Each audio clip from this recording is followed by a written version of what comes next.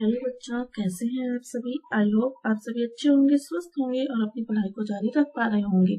आपकी पढ़ाई के क्रम में आज हम फिर से हाजिर हुए हैं आपके लिए चैप्टर 9 लेकर, जिसका नाम है त्रिकोणमिति के कुछ अनुप्रयोग।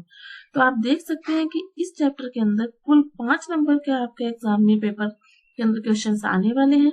तो आज हम इन 5 नंबर को पक्के करने वाले हैं। 10 मिनट आप मेरे साथ बने रहिए। हम इस चैप्टर के अंदर जितने भी क्वेश्चंस इंपॉर्टेंट है, जितने भी टॉपिक इंपॉर्टेंट है, जो क्वेश्चन बार बार पूछे जाते हैं, आज हम उनको कवर करने वाले हैं। तो चलिए शुरू करते हैं आज की अपनी क्लास। देखिए, सबसे पहले जो इसका क्वेश्चन है हमारे पास, उन्नयन कोण बनाता है। तो उन्नयन कोण किसे कहते हैं?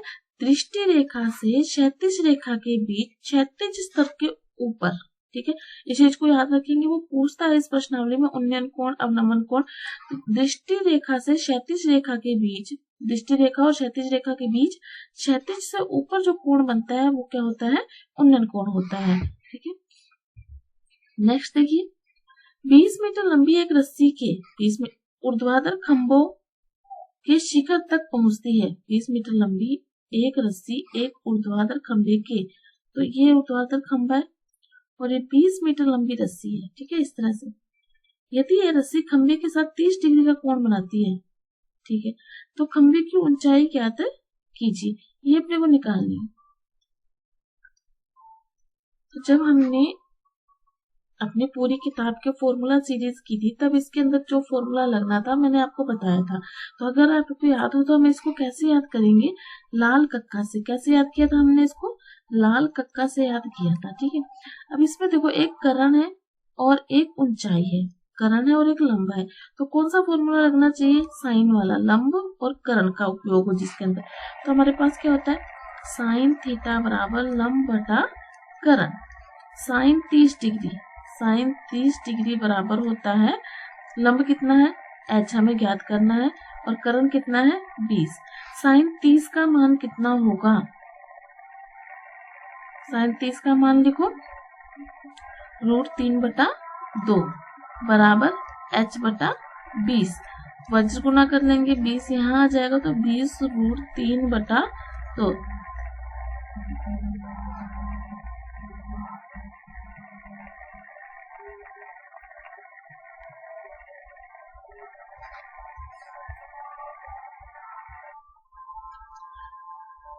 देखिए, इस क्वेश्चन में थोड़ा सा मिस्टेक हुआ है। देखिए, एक चीज हमें ध्यान रखनी जरूरी होती है कि जहां पर ये कोण बनता है और यहाँ पर ये 90 डिग्री बनता है, ये आधार बन जाता है। क्या बन जाता है? ये आधार बन जाता है, और ये क्या हो जाता है? करण हो जाता है। तो करण और आधार वाला फॉर्मूला लगेगा इसमें। कौन सा फॉर्मूला लगेगा? करण और आधार वाला फॉर्मूला लगेगा इसमें। समझ रहे हो बात? ये जो 90 डिग्री यहाँ बनता ही है, ये हो गया 30 डिग्री, तो ये अब क्या बन गया? आधार बन जाता है। क्या बन जाता है? आधार। और ये क्या होता है? लंब। तो हमारे पास एक तो आधार है और एक करण है। आधार और करण के हिसाब से हमारे पास कौन सा फॉर्मूला लगेगा? कोस थीटा का। कोस थीटा बराबर क्या होता है? आधार बटा करण। तो कोस 30 का मान, कोस 30 डिग्री बराबर क्या होता है? आधार बटा करण। कोस 30 होता है √3/2 बराबर h बटा 20। तो यहाँ से वज्र गुणा करेंगे तो हमारे पास आ जाएगा 10√3। कितना आ जाएगा? 10√3। 2 के पारे से 20 कट जाएगा, कितना आ जाएगा? 10 आ जाएगा। ठीक है, ये थोड़ा सा रह गया था कि ये आधार बनेगा। ठीक है, आपको भी इस चीज का बिल्कुल ध्यान रखना है। एग्जाम्स में गलती हो जाती है कि ये आधार कैसे हो गया। ये आधार ऐसे हो गया कि यहाँ पर भी कोण बन रहा है और यहाँ पर भी कोण बन रहा है। जिस लाइन पर 2 कोण बनेंगे ना, उसको अपने आधार मानेंगे। क्लियर? चलिए नेक्स्ट क्वेश्चन देखिए, एक √3h में ऊंची दीवार की छाया h मीटर लंबी है, तो वो कोण ज्ञात कीजिए। अब अपने को कोण ज्ञात करना है। देखो, √3h मीटर ऊंची दीवार, कितने मीटर ऊंची है? √3h मीटर ऊंची दीवार की छाया कितनी है? h मीटर है। ठीक है, तो उसके उन्नतांश कोण का मान ज्ञात कीजिए। अब यहाँ पे देखो, एक तो हमारे पास लाल कक्का का बिल्कुल ध्यान रखना है। एक तो हमारे पास है लंब और दूसरा है आधार। तो tan थीटा लंब बटा आधार, लंब बटा आधार। तो ऐसे एच कर दिए। √3 tan थीटा बराबर √3 किसका मान होता है? √θ बराबर √3 होता है tan 60। क्या होता है? tan 60। तो यहाँ पे थीटा बराबर हमारे पास कितने डिग्री आ गया? 60 डिग्री आ गया। कितने डिग्री आ गया हमारे पास? 60 डिग्री। ठीक है, बराबर रख के और मान आ गया। ओके, क्लास को लाइक और शेयर करना मत भूलिएगा। बेल आइकन प्रेस कर लीजिए ताकि आने वाली वीडियो का नोटिफिकेशन आपको मिलता रहे, क्योंकि हमारी चल रही है MCQ सीरीज, सभी चैप्टर्स एक ही बार में कवर करना, ताकि हम रिवाइज कर सकें कि किस चैप्टर में क्या इम्पोर्टेंट है। हमने पूरी किताब के महत्वपूर्ण फॉर्मूले की क्लास भी ले ली है। यदि आपने एक बार नहीं देखा है उनको, तो चैनल को सब्सक्राइब कीजिए। प्लेलिस्ट में जाकर आराम से आप उसका क्लास को देख सकते हैं और पूरी क्लास को आप एक ही बार में रिवाइज कर सकते हैं। नेक्स्ट देखिए, एक 100 मीटर ऊंची मीनार का शिखर, 100 मीटर ऊंची मीनार है। ठीक है, भूमि के किसी बिंदु से 45 डिग्री का कोण बनाता है। कितने डिग्री का? 45 डिग्री का कोण बनाता है। मीनार के पाद बिंदु से बिंदु की दूरी ज्ञात कीजिए। तो मतलब अपने को ये निकालना। ठीक है, 45 डिग्री का कोण बन रहा है यहाँ पर, और हमारे पास लंब है और आधार है। तो आप बताइए कि कौन सा फॉर्मूला लगना चाहिए इसमें? इसमें लगना चाहिए tan थीटा।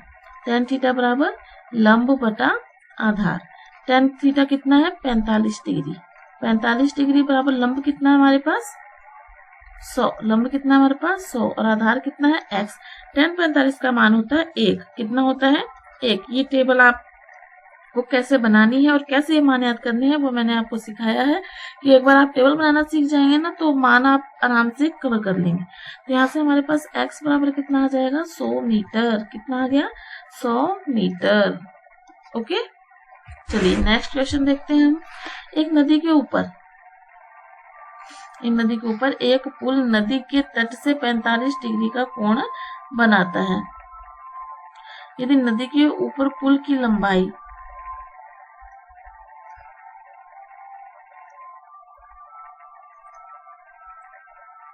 100 मीटर हो, नदी के ऊपर पुल की लंबाई 100 मीटर हो, तो नदी की चौड़ाई कितनी होगी? तो नदी की चौड़ाई कितनी होगी ये आपको बताना है। ठीक है,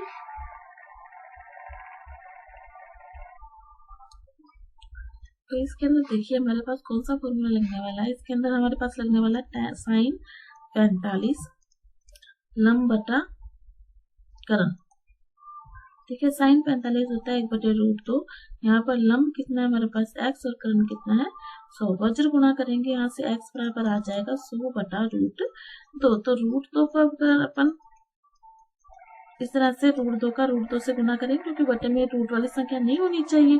तो यहाँ पे आ जाएगा 100√2/2। फिर 100 को काट देंगे तो कितना आ जाएगा? 50√2। ठीक है, कोई दिक्कत? चलें आगे। चलिए नेक्स्ट क्वेश्चन देखते हैं हम। किसी मीनार की छाया उसकी ऊंचाई के बराबर है तो उन्नयन कोण। देखो ये क्वेश्चन बहुत पूछा जाता है। अगर ये और ये इसके बराबर है तो उन्नयन कोण 45 डिग्री होगा। कितने डिग्री होगा? 45 डिग्री होगा, क्योंकि यहाँ पर देखो हमारे पास लंब है, आधार है।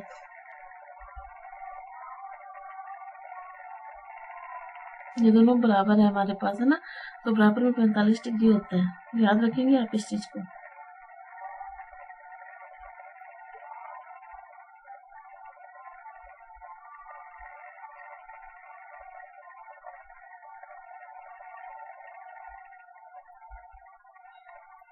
tan थीटा क्या होता है? लंब बटा आधार। तो tan थीटा बराबर 1 और थीटा बराबर 1 होता है 45 डिग्री का। कितना होता है? 45 डिग्री। बस यहाँ से आ जाता है। ठीक है, नेक्स्ट देखिए, यदि किसी वृक्ष की छाया उसकी ऊंचाई की √3 गुना है।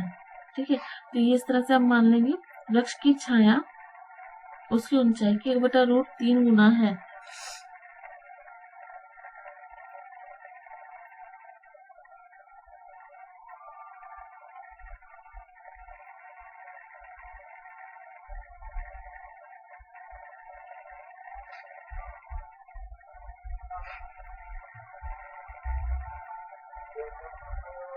तो इसको आप इस तरह से भी समझ सकते हैं। अगर ये चीज समझ में नहीं आए ना आपके, देखिए वो कह रहा है कि किसी वृक्ष की छाया उसकी ऊंचाई के 1/√3 गुना है, तो इसको 1 मान लो और छाया 1/√3 गुना कर दी। अब यहाँ पे हमारे पास tan थीटा बराबर क्या होता है, लंब बटा आधार। तो tan थीटा बराबर लंब कितना है हमारे पास 1, आधार कितना है 1/√3।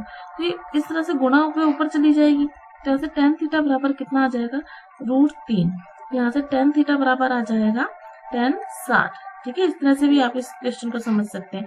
तो थीटा बराबर हमारे पास कितना हो गया 60 डिग्री। ओके, नेक्स्ट क्वेश्चन देखिए, एक ऊर्ध्वाधर छड़ की लंबाई इसकी छाया की लंबाई का अनुपात, छड़ 1/√3 है, बिल्कुल वही है 1/√3 आ गया।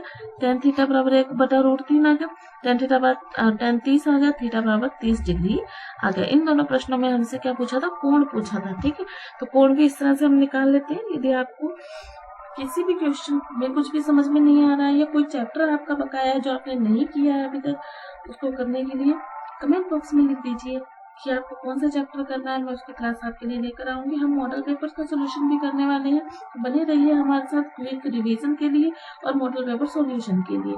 चलिए मिलते हैं नेक्स्ट क्लास में, तब तक पढ़ते रहिए, खुश रहिए, धन्यवाद।